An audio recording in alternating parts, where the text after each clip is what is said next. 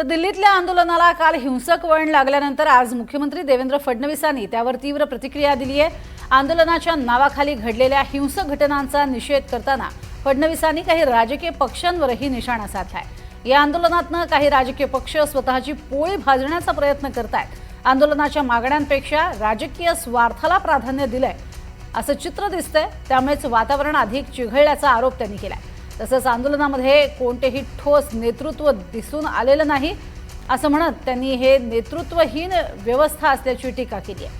आंदोलनात सहभागी झालेल्या सगळ्यांची भावना प्रामाणिक नव्हती, अनेक जण वेगळ्या हेतूने त्या ठिकाणी आले होते असे त्यांनी म्हटलंय।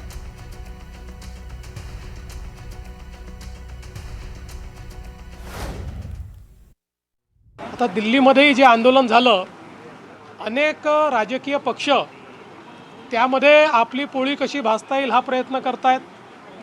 अनेक अशा संघटना की ज्या संघटनांचा या विषयाशी घेणं देणं नाही आहे, पण अराजकता कशी तयार करता येईल त्याचाही प्रयत्न करतायत।